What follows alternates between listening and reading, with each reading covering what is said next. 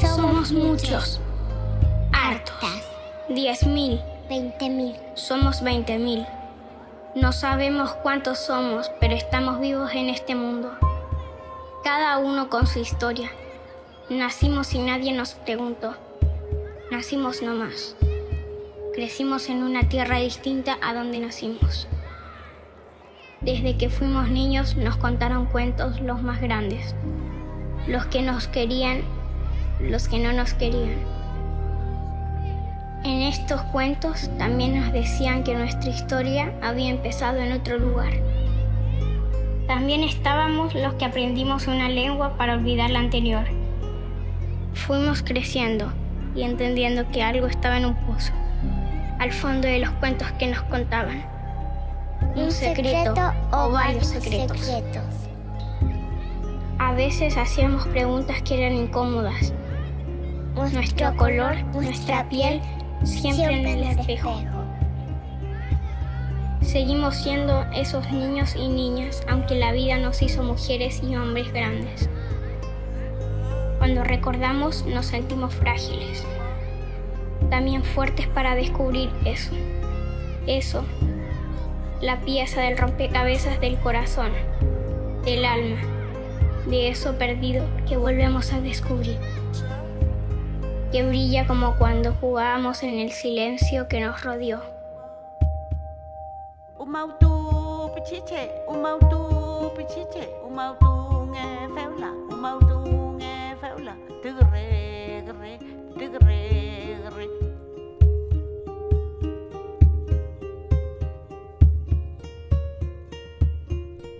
Kepala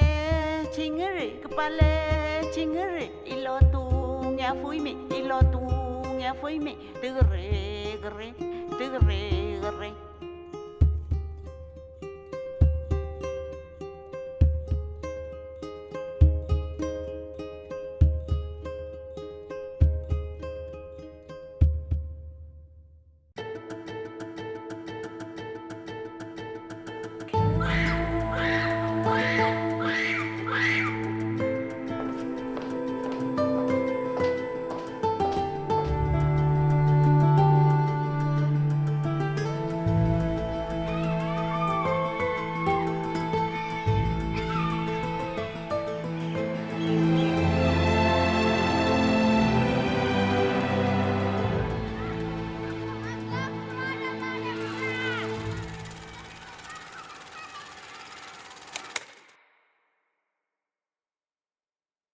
¿Dónde tengo que mirar? ¿Dentro?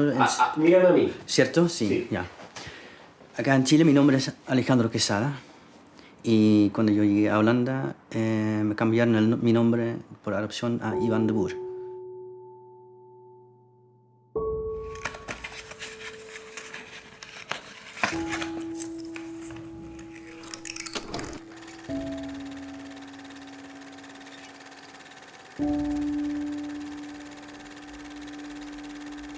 Tenía 6 meses cuando yo llegué a Holanda. Entonces un bebé.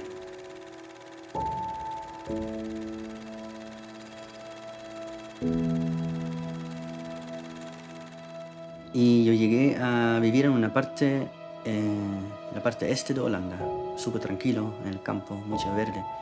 Tenía una crianza bien tranquilo, siempre en el campo, jugando por todos lados.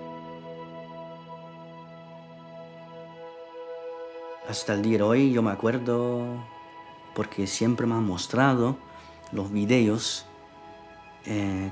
cuando yo llegué a Holanda. Entonces esto siempre quedó pegado en la mente. Es como a veces yo refiero que yo me acuerdo el día como el día de ayer que yo llegué.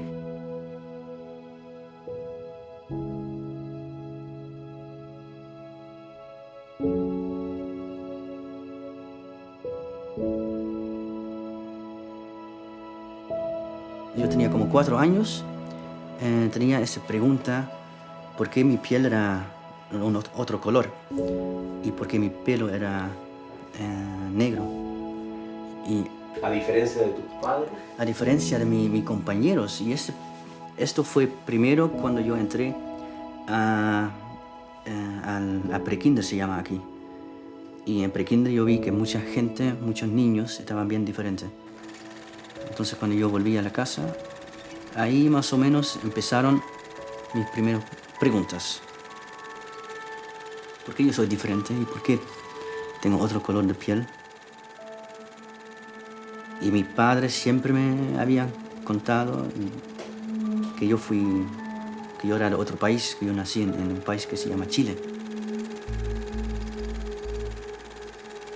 Y en este momento más o menos mis padres me entregaron una caja de zapatos lleno con documentos, muchos documentos en español, pero se trataba de la documentación de mi adopción.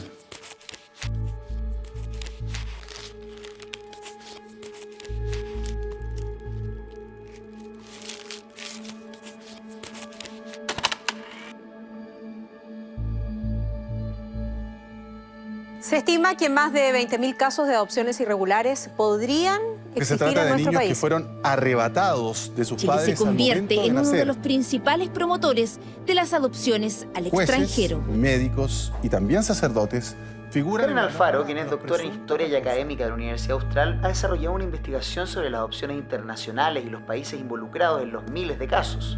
Una investigación sorprendente y que no ha terminado. El proyecto de investigación que estaba desarrollando era sobre el trabajo de las mujeres temporeras que trabajan en huertos dedicados a la explotación del arándano, del sector de Panguipulli, también de Payaco y de La Unión. Lo que me empezó a llamar la atención en esa historia de vida, en esos relatos, era, por una parte, trayectorias marcadas por violencia en el mundo rural, en el mundo campesino, ya sea de jueces, de médicos, de asistentes sociales, que criticaban su forma de vida en el mundo rural, su forma de crianza, las condiciones en las cuales ellos vivían.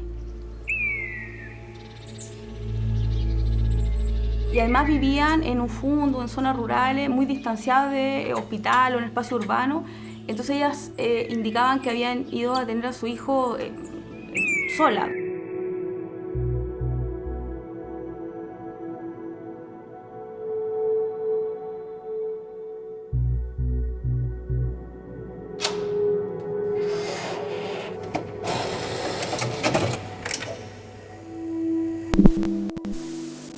Se reiteraba en varias historias de vida esta situación de haber perdido un hijo o una hija en un periodo determinado en el país, fundamentalmente con la dictadura de Pinochet.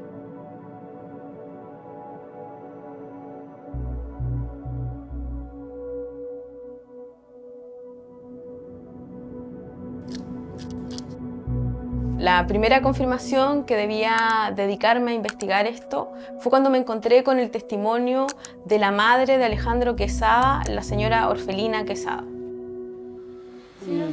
¿Cómo fue su infancia? Bueno, mi infancia fue muy dura. Nos criamos con una mamá que fue muy bruta, como se puede decir, por el hecho de que ella fue mamá y papá a la vez. Yo no fue la idea de jugar con muñeca, nunca lo hice, porque a los 6 años ya estaba cocinando, haciendo pan. Ella fue una cosa así como que lo que no se hacía era golpear al tiro, nos daba mucho palo. Por el hecho de que cuando yo fui mamá a los 14 años, me quitaron un hijo, me lo dieron por muerto.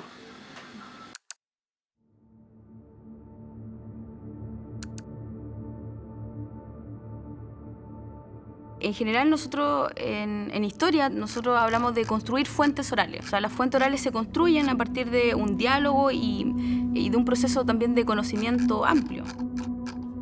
Y eso me llamaba la atención porque no era un testimonio, eran dos, era en Panguipulli, era en Peyaco, era también en La Unión.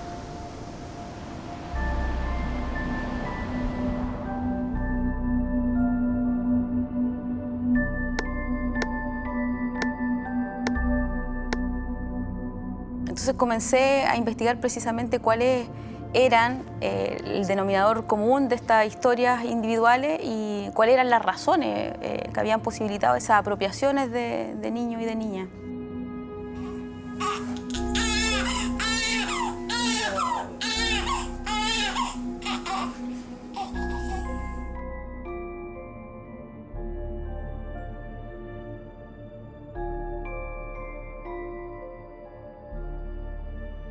Yo a los 14 años conocí al papá de mi hijo, al famoso le puedo decir todavía. Como se dicen que a uno le ofrecen las estrellas y las estrellas se vuelven roca al final.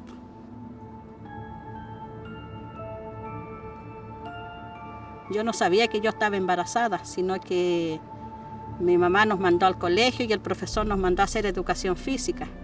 Y había que doblarse como pelotita. Y yo al agacharme sentí un dolor en la parte de la boca y el estómago. Y el profesor al tiro me dijo, estás preñada, pero así de una. Ya tenía 6 meses. ¿Y cómo lo tomó su madre? Ella nos pisaba la parte del cuello y nos daba palo. Supuestamente ella dijo que yo la había desilusionado mucho. Supuestamente era su hija regalona, dijo ella. Y de ahí yo le dije que el papá de mi guagua se iba a hacer cargo de mí, porque él me había dicho eso. Y después cuando nació mi hijo, nunca lo vi.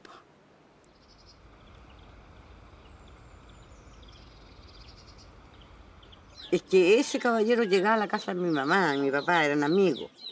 Y él siempre le decía, ¿por qué no me prestáis la María? ¿Por qué no me prestáis la María? Y yo me llamo María. Para ir al campo, para el Paso Piedra. Ya mis papás me prestaban, pues. Hacer aseo, no hacían aseo.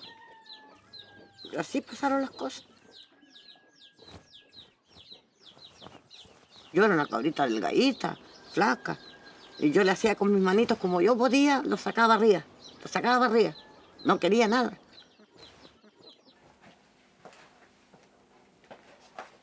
Algo se me partió en mi cuerpo, en mi ser. Pero yo no sabía que yo estaba embarazada ya. Tenía como 14 años. Y ahí empezó todo esto.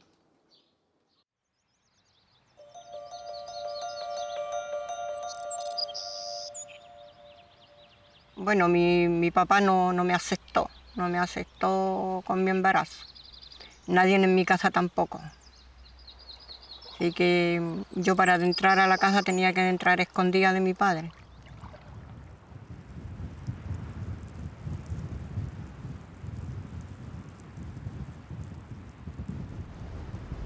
Yo fui a buscar agua, ya eran las 7 de la tarde, fui a buscar agua. Iba subiendo el primer peldaño de la escala cuando sentí un tirón. Y siento algo que se me cae. Y mi mamá no estaba en la casa. Y mi hermano me dice, oye, ¿tú vas a parir? ¿Cómo voy a parir, hombre? Por Dios, le dije yo así. Me dijo, sí, pues si vas a parir, anda a acostarte. Yo que pongo un pie ahí en mi cama y mi guagüita que nace. Pero así, al instante. Así que ya mi mamá dijo, ya, hay que llevarte al hospital.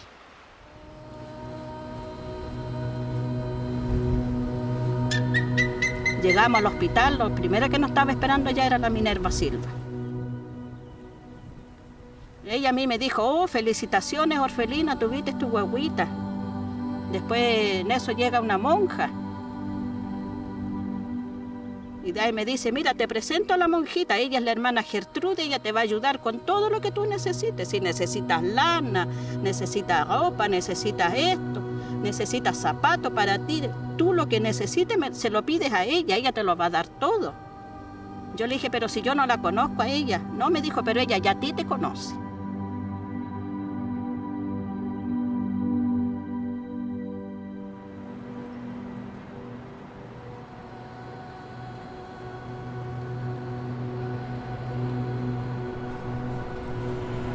La monja holandesa Gertrudis vivió desde 1971 y hasta hace un par de años en Santiago Sur, en un barrio de la capital de Chile.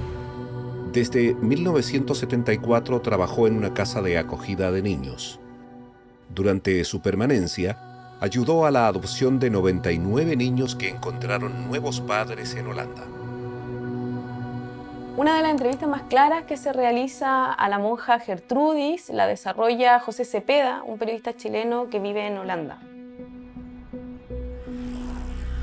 Gertrudis tenía una red de amistades, ¿cierto?, importante en Valdivia, y esa red de amistades les permitía a ella tener algunos vínculos con asistentes sociales, con los hospitales, con algunos municipios en particular.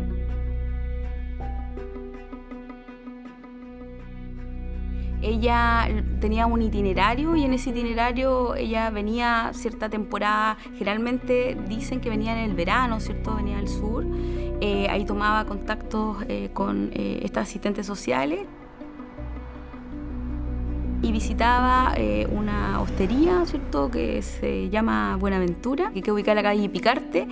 Ella ahí muchas veces estaba con los bebés antes de viajar a Santiago y llevarlo al hogar Las Palmas, que también estaba bajo su administración.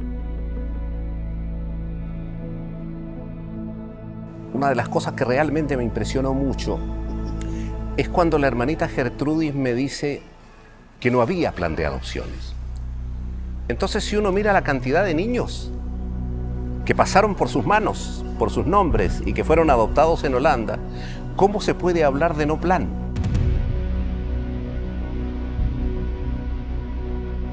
¿Y el programa de adopción cuándo comenzó? El programa de adopción nunca empezó. ¿Nunca empezó? No. Que compré, que vendí, que quité guavos del abrazo de la madre. Pruebas no hay.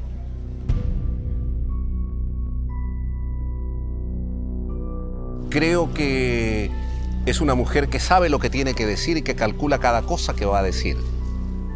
Yo creo que ella tiene muchas cosas que contar y que se guardó para ella lo más importante. La hermana Gertrudis no es alguien que necesariamente algunas de ellas recuerden, pero sí está firmando inscripciones de nacimiento, firmando las medidas de protección, junto con los nombres de asistentes sociales. Eso me llevó a revisar precisamente la documentación en esos archivos y claro, fue como ir tirando un hilo que fue abriendo una madeja gigante de muchos casos y de muchas historias de vida de mujeres cruzadas por el mismo fenómeno. Me dio una hemorragia como a los 2 días y volví al hospital.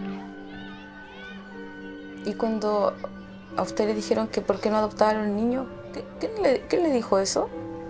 Fue una matrona, una señora, y fue y me dijo, porque tú estás enferma, siempre en la cuestión que le hacen a uno sale que es sola, que a dónde vive, y tú no tienes una casa como para llevarte 2. Van a estar bien, te los van a cuidar, me van a dar lo que tú no puedes darlo. También pensé en ello. ¿Se sintió presionada usted por eso? Sí, sí, que no iba a salir adelante con él.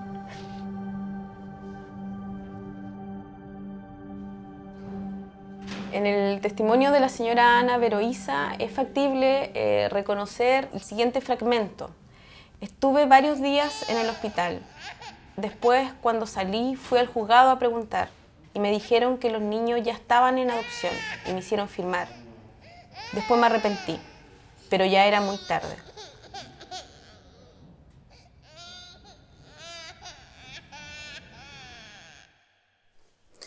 Como vio, bueno, el caso de la televisión y lo otro, que eran, o sea, harta gente que forzaban a varias mamás que eran muy chiquititas. Pues imagínense, hoy día uno ve un niño de 15 años, mi hijo tiene 12 y son niños, pues. Entonces, un niño no es capaz de tomar decisiones así de importantes. Así que tiene que estar tranquila, ¿cierto? Sí.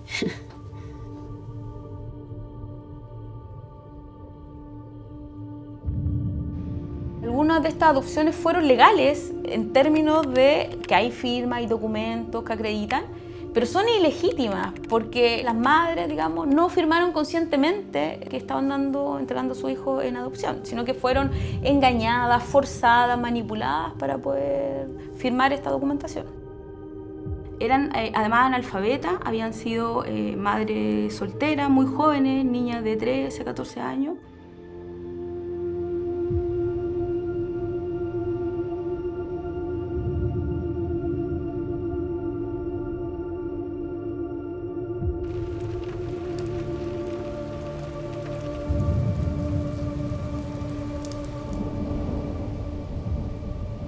La doctora que me tocó, que me atendía por mi guagua, me mandó donde la asistente social. Y ella me dijo de que yo podía trabajar para mientras que ella me podía tener mi guagua en una guardería. Y yo iba a verla todos los fines de semana. Iba a ver mi guagua. Y de ahí yo cuando iba a los controles, de ahí ya la asistente social empezó a decirme que le dé la guagua a ella. Y yo le dije que no. Me dijo, ¿pero por qué no? Me dijo, conmigo no le va a hacer falta nada.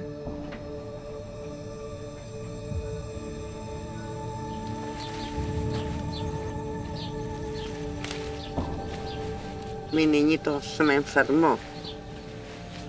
Y como yo, una mujer sin situación, era pobre, fue a caer al hospital, tuvo casi morirse. Y ahí empezaron a decir que tenía que darlo, que regalarlo, porque si no me iban a meter a la cárcel si mi hijo se moría. Pero yo no quería eso. Pero tuve que hacerlo. Si no lo dais, tu niño se va a morir, va a ser tu culpa, tenés que firmar. Porque si se muere el niño, te vamos a echar igual presa.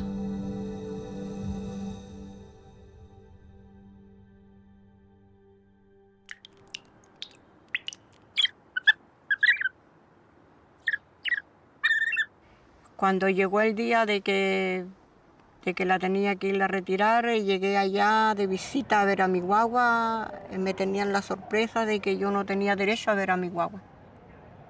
No la podía ver.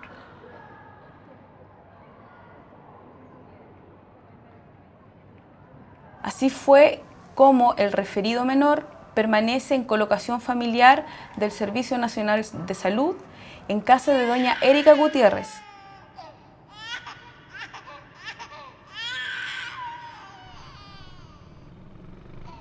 Cuénteme, ¿usted cuidaba niños, bebés?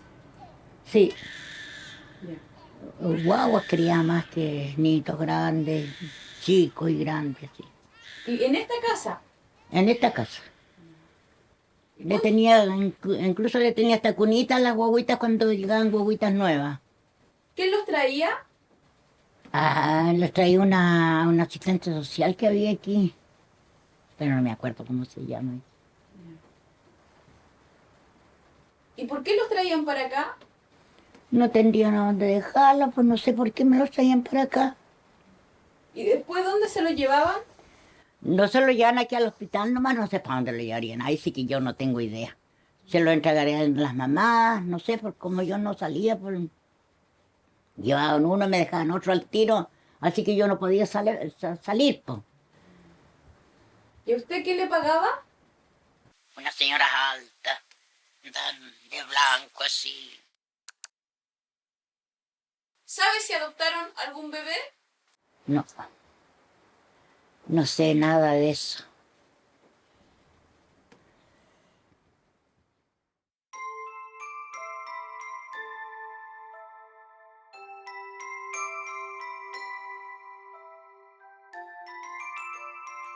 Las guardadoras eran, digamos, personas que en su casa, domicilio particular, cuidaban una cantidad de niños. Tenían la particularidad, la mayoría, es que su vivienda quedaba cercana al hospital de la comuna.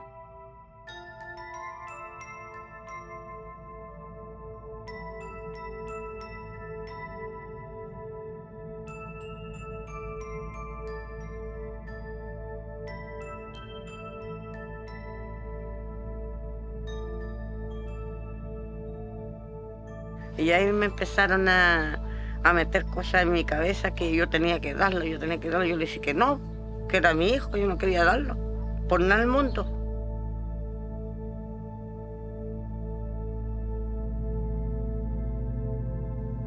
Bueno, ese día yo pasé toda la noche sin dormir.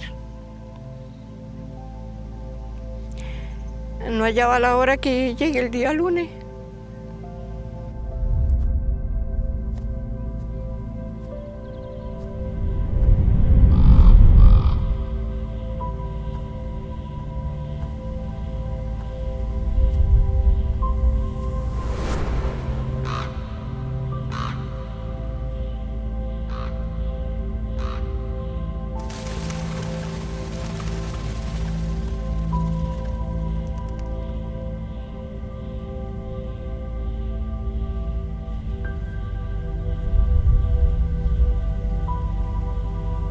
Se puede decir, la noche que nació mi hijo lo tuve en brazos.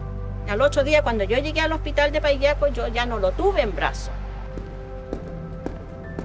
Y adentro me estaba esperando la matrona Adriana. El apellido no lo sé. Me dijo, ya, tú te vas a ir a esa cama, a esa sala donde están las otras mamás con su guagua, y tu guagua se va a ir acá. Fui a darle pecho a mi guagua. Después yo volví a mi cama. Me colocaron una inyección ella. No sé qué me colocarían. Porque cuando la enfermera me fue a hablar para que le vaya a dar pecho a mi guagua, yo tenía un sueño pero pesadísimo, pesado. No me podía levantar. Me dijo, hijita, tu guagua, tu guagua. Yo llego a las 11 de la noche a darle pecho a mi guagua a la otra sala, no estaba. Mi guagua no estaba.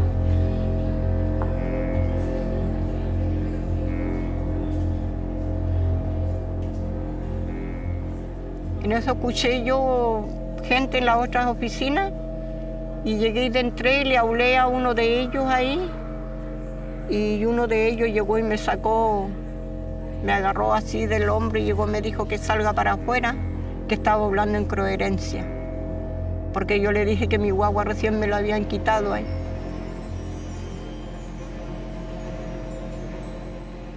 De lo que recuerdo, sabe, oiga, que lo único que quería yo cuando salí de ahí, tirarme por delante esos vehículos que pasaban en la calle. Lo único que quería era eso.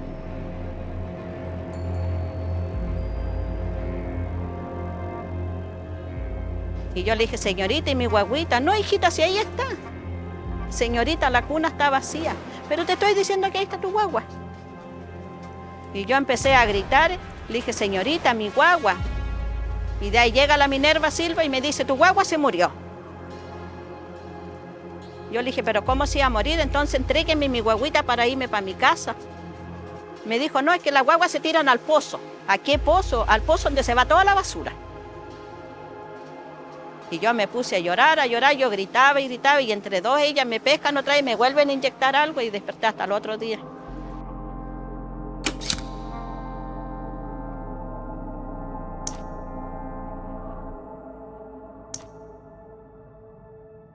Y de ahí ella al otro día, a las 7 de la mañana, estaba tocando la bocina, la hermana Gertrude. Ella me tomó la mano y me hizo que firme un papel ahí. Que firme y los vamos, dijo así. ¿Y te acuerdas de esos papeles, lo que firmaste, qué es lo que decía? No me dejaron leer nada.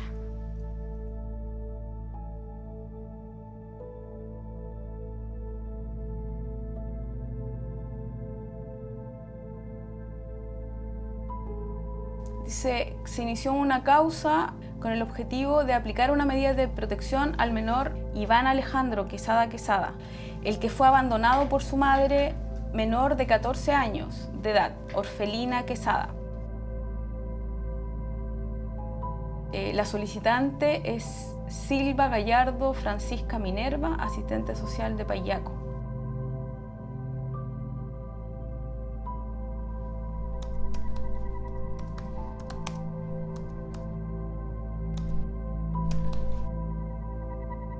Vamos a darle la bienvenida a la señora Minerva Silva. Señora Minerva, ¿cómo está usted? Bienvenida.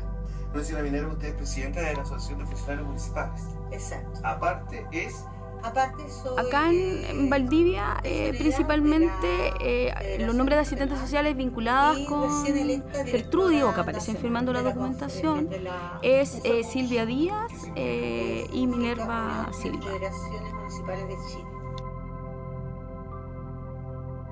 De grandes anteojos y de menuda figura, Minerva Silva nos cuenta que en este momento hay 5 menores internos en la guardería. Un varón de 1 año 7 meses, un par de mellizas de 1 año 3 meses, otra menor de solamente 3 meses, sin nombre, y una mujercita también de 9 meses.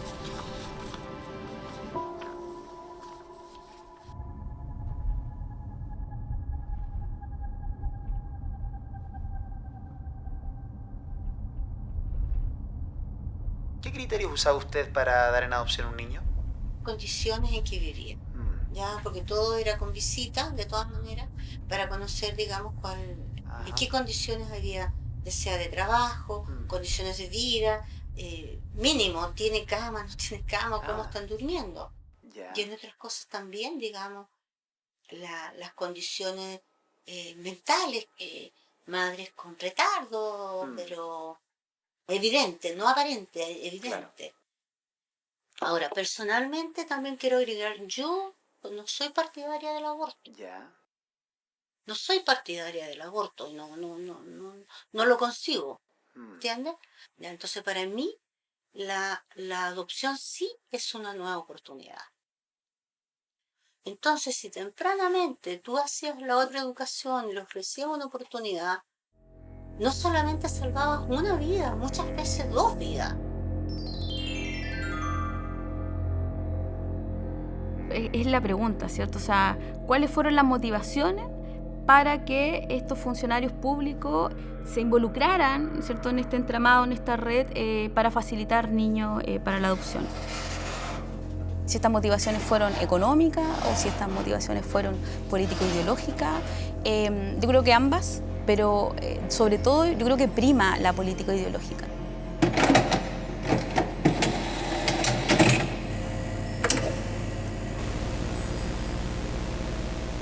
En 1973 irrumpe la dictadura de Pinochet. Con Pinochet se crean una serie de instituciones como el CONIN, dedicado a atacar la desnutrición infantil.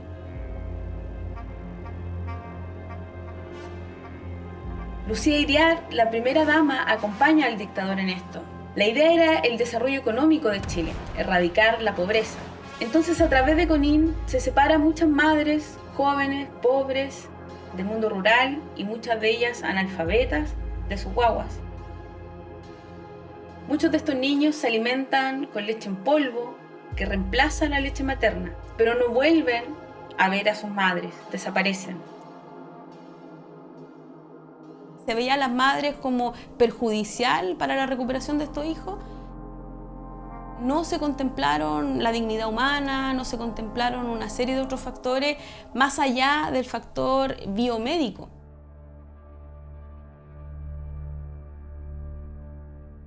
En 1978 nace el Plan Nacional de Infancia. Ahí Pinochet y su ministra de Justicia promueven decididamente la adopción. La justicia decreta medidas de protección, entre comillas, legales, para que los menores, niñas y niños salgan de Chile rumbo a muchos países. En los 17 años de la dictadura, se puede decir que cada día salieron en promedio 3 niños chilenos con rumbo al extranjero.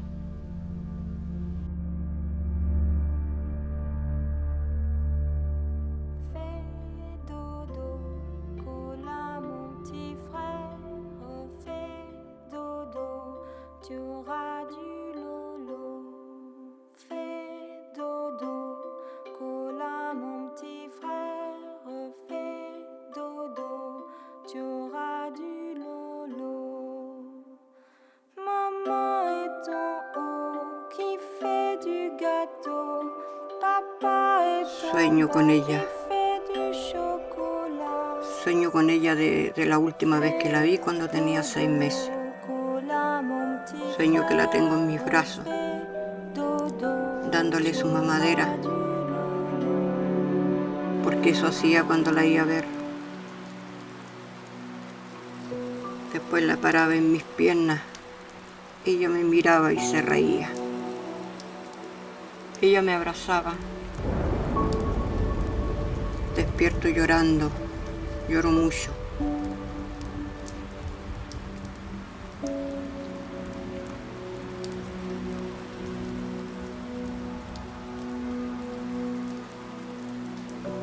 Mi mamá nunca me dijo de que mi guagua se había muerto, se la habían dado, o se la habían comprado, o la había vendido, nunca me dijo.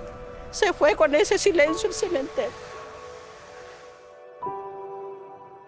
Se presentó Gertrudis Kuiper, nacida en La Haya, Holanda, de 46 años de edad, religiosa, manifestando que desea realizar las gestiones para la adopción del menor, a quien conoce como Alejandro Quesada Quesada, de 3 meses de edad, hijo natural de Orfelina Quesada. Se aplica al menor Iván Alejandro Quesada Quesada la medida de protección de ser confiado al cuidado del matrimonio formado por Gabriel y María Aleida y casados domiciliados en Holanda. Se autoriza al menor ya individualizado para salir del país en viaje a Holanda a reunirse con sus cuidadores. Cuando yo era chico, yo fui a Holanda a través de una monja. Y la monja era holandesa. Y por lo tanto yo llegué a Holanda.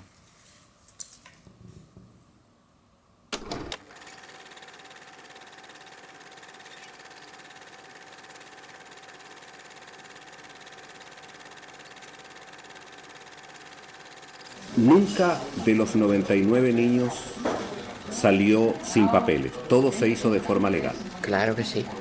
De la legalidad de esta época. Sí, no, por supuesto, pero con papeles firmados por el juez, Claro. notaría, se cumplieron todos los trámites. Se cumplieron los trámites de la época y la misma juez Ana Muñoz de Juzgado Primero de San Miguel, y la juez afirmó, y después usted va a legalizar el Ministerio de Menores, después a Relaciones Exteriores, después a no sé qué más, después a la embajada, y en entretiempo, una vez que había un menor por quien yo he tenido permiso, por autorización de la mamá, de buscar una familia, figuraban en los papeles, y la adopción se pronuncia después de un año y medio. Si en este tiempo la mamá hubiera querido tener su bebé, no va a tener ningún problema, y vuelve tu baby. No. Siempre existía la posibilidad que la mamá se arrepintiese. Claro que sí. Así fue. Entonces mi meta era mantener a la su madre e hijo para siempre. Y me resultó por 827 menores. ¿Qué le parece? No sé quién la cuidaría. Nos veía. Gertrudis me responde un mail el 10 de agosto del año 2019. Ningún niño y niña ingresó por orden de juzgado, ni bajo medida de protección. El ingreso fue solamente libre a petición de las mamás, ya que trabajaban o deseaban trabajar. El menor que nombras como Alejandro Quesada no ha sido un nene de nuestro hogar, no ha sido adoptado en Holanda con mi mediación. Me parece que estás hablando de otro hogar y que te dejas informar por personas X que ni conocen la preciosa labor que hizo el Hogar de Menores Las Palmas. Ella se acordó y siempre dijo, yo me acuerdo toda la historia de todos los niños que a través de mi hogar fueron a Holanda para tener mejores posibilidades y cosas así.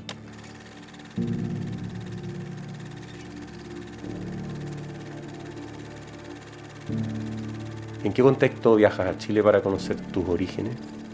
Yo era uno de los primeros niños que fueron a Holanda que volvieron a conocer sus raíces biológicos.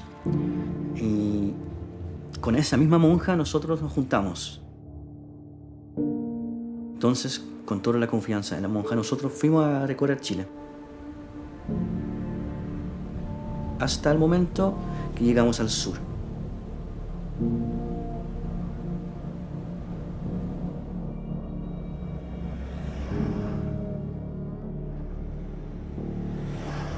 El hostal aparece referenciado en dos momentos. En un momento cuando ella venía a buscar bebé a Valdivia, y después cuando ella produce reencuentros con la familia, con las mamás biológicas.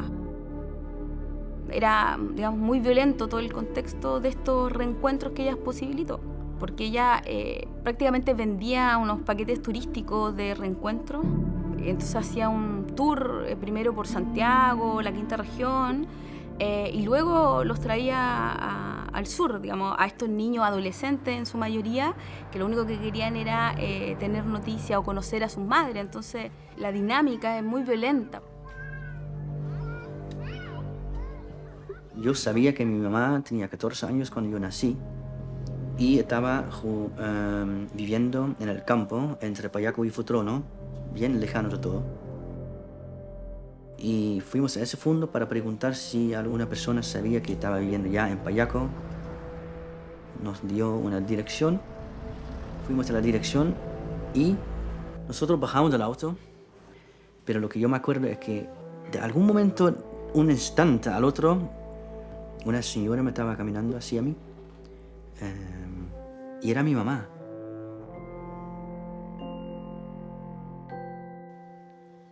Baja un joven alto, pero yo lo miraba de pie a cabeza y no me convencía que era él. Y yo lo único que hice, lo abracé porque él no hablaba nada. Yo tenía una cantidad de sensaciones, pero al final, como también mi mamá el día de hoy se refiere, es casi como un reencuentro frío, porque ¿de qué vamos a hablar cuando nosotros no hablamos el mismo idioma? Todo fue traducido por la monja. Y ella me decía a mí, pregúntale algo. Yo le preguntaba a él y ella le traducía. Y de ahí me dice ella, ¿quiere conocer tu casa? Tu hijo quiere conocer tu casa. Yo lo paso para adentro y todo, pero él así como oído. Y fuimos dentro de la casa y yo estaba mirando cómo ella vivía. Tenía una casita en el campo. Yo me acuerdo una cantidad de moscas adentro de la casa. Y yo estaba pensando, esto es muy diferente a lo que yo conozco en mi vida. Y la monja tradució algunas cosas, pero 30 minutos después dijo, vamos.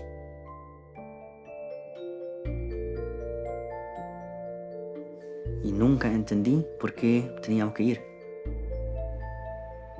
Pensábamos, la monja sabe mejor. Pero yo me sentí tan raro, tan como eso no es justo, no es correcto. Y fuimos con el auto hacia Valdivia. Ahí hemos hecho un paseo, pero yo no me interesaba nada del paseo ni nada. Entonces, al final fuimos de vuelta a Holanda. En el aeropuerto, dentro del avión en Santiago, era mucha neblina. Entonces el avión no pudo partir, no pudo salir. Y yo me acuerdo que yo estaba llorando, mirando hacia afuera. Y yo estaba pensando, ojalá que nosotros no podemos salir y vamos a perder el avión y quedamos una noche solamente más acá. Y yo pensé, yo voy a volver a Chile. Esto sí va a pasar, porque yo ahora hago ese compromiso.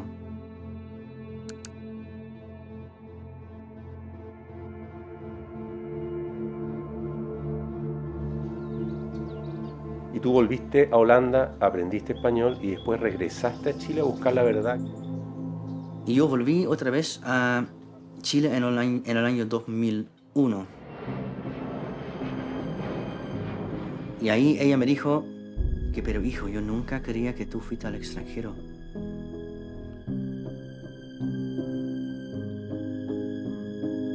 Tú naciste en el campo. Y yo perdí mucha sangre. Y en el hospital había esa monja. Y a mí habían dicho que tú habías muerto.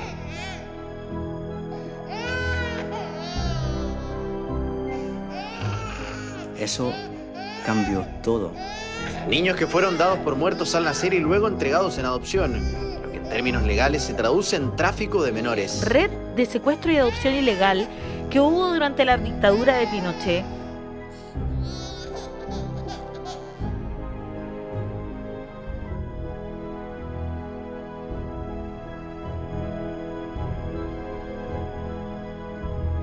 Yo ya conozco que yo fui vendido por lucrar, ¿ya? Pero a nosotros han sacado nuestra familia el derecho de estar juntos de la crianza de tus padres, con su forma de ser, con su cultura. No hay, claro, no es una cosa que se pueda reparar. Slaap, kindje, slaap. Daar buiten loopt een schaap. Een schaap met witte voetjes. Drinkt zijn melk zo zoetjes. Slaap, kindje, slaap. Daar buiten loopt een schaap. Slaap, kindje, slaap. Daar buiten loopt een schaap. Een schaap met witte voetjes, drinkt zijn melk zo zoetjes. Slaap, kindje, slaap, daar buiten loopt een schaap. Y él me decía, mamá, ¿qué te pasa? No, nada, hijo. Mamá, si lo que tú piensas, lo pienso yo, me decía él. ¿Y qué piensas tú, hijo? Que por qué nos separaron, por qué nos mintieron. Yo donde estoy lo tengo todo, pero no soy feliz, mamá, me decía él. Yo igual, hijo. Yo cada hijo que tengo es como tenerte a ti. Cierto. Oh, cierto, chico. Sí. Ese espacio vacío va a quedar siempre. Porque el daño ya nos hicieron el daño. Que se haga justicia para que no le pasen a las mamás de ahora feliz de la vida. Pero a nosotros como mamás antiguas, ¿cómo nos llenan ese vacío que nos dieron?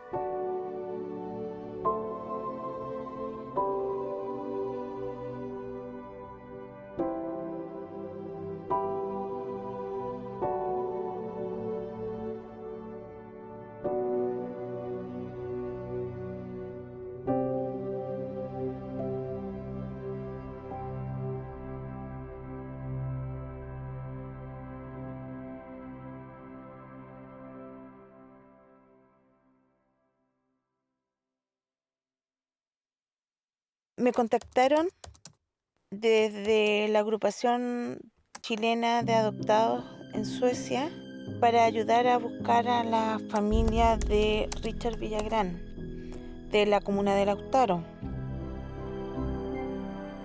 Quiere saber qué es lo que pasó con su madre, que si estaba viva, si está bien y qué pasó con su adopción.